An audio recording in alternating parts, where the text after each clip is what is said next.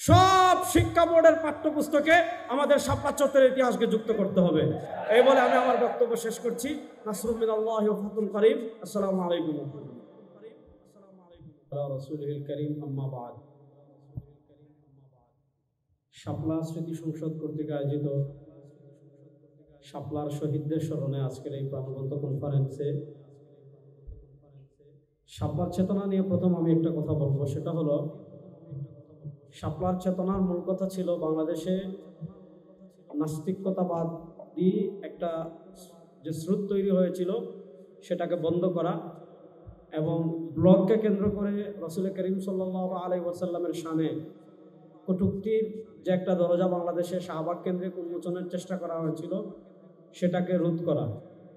আমরা বলবো এই চেতনায় শাপলা 100 সফল। এর কারণ কি?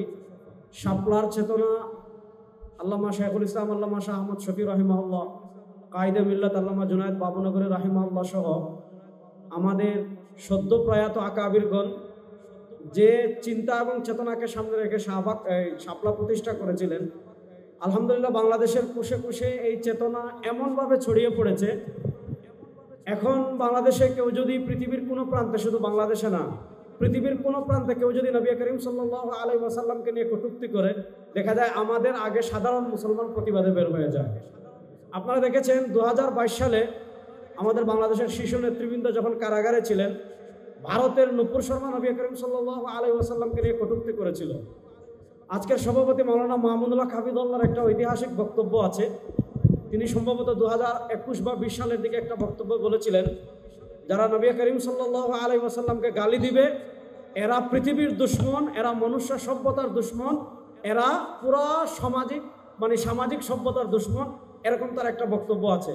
তো 2022 সালে যখন নূপুর শর্মা নবী করিম সাল্লাল্লাহু আলাইহি ওয়াসাল্লামকে নিয়ে কটূক্তি করেছে, যখন বাংলাদেশের মানুষ দেখেছে সব স্কুল কলেজ ভার্সিটির ছাত্ররা মাঠে বের হয়েছে, তখন মতিঝিল আইডিয়াল কলেজের একজন ছাত্র সে সাংবাদিকদের সাক্ষাৎকারে এই কথা বলেছিল যে আমি মাওলানা মাহমুদুল হকের কণ্ঠ মিলে এই কথা বলতে চাই যে যারা নবী করিম সাল্লাল্লাহু আলাইহি ওয়াসাল্লামের সামনে কটূক্তি করবে তারা পুরা মানুষের সভ্যতার দুশ্মন, পুরা পৃথিবীর যত মানুষ আছে তাদের দুশ্মন।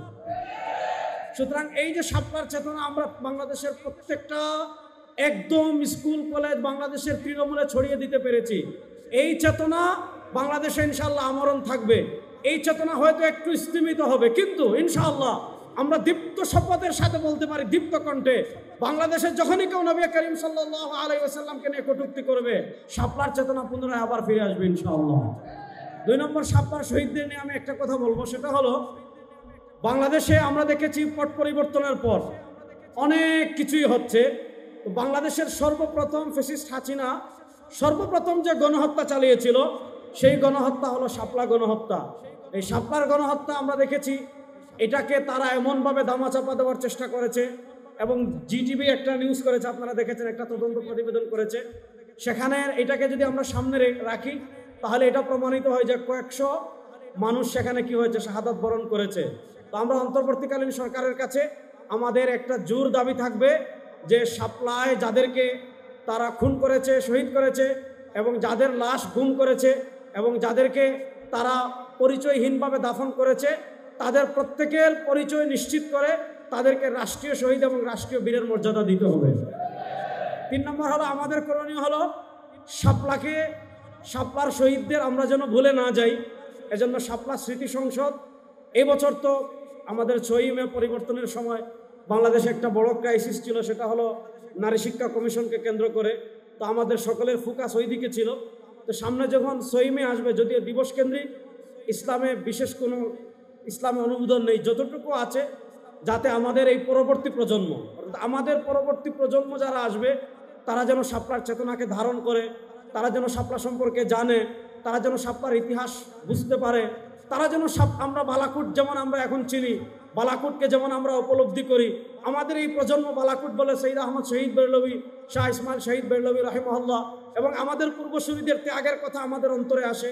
শাপলাকেও যেন আমরা এমনভাবে ইতিহাসে ধারণ করে যেতে পারি, আমাদের পরবর্তী প্রজন্ম যারা আসবে তারা যখন শাপলার কথা শুনবে, তারা যখন পাঁচিমের কথা শুনবে, তারা যখন আল্লামা আহমদ শফি রহিমাল্লাহর কথা শুনবে, তারা যখন আল্লামা জুনায়েদ বাবুনগরী রহিমাল্লাহর কথা শুনবে, তারা যখন আল্লামা নুর হোসেন কাসিম রহিমাল্লাহর কথা শুনবে, তাদের চিন্তা চেতনায় যেন শাপলা চত্বর আসে, তাদের চিন্তা চেতনায় যেন আমরা যে গৌরবোজ্জ্বল ইতিহাস বাংলাদেশের নাস্তিকতাবাদের বিরুদ্ধে করে গিয়েছি, এটা যেন তাদের চিন্তায় আসে।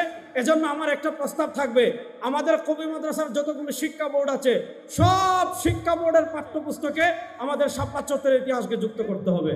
এই বলে আমি আমার বক্তব্য শেষ করছি। নাসরুল মিনাল্লাহি ওয়া ফাতহুল করিম। আসসালামু আলাইকুম।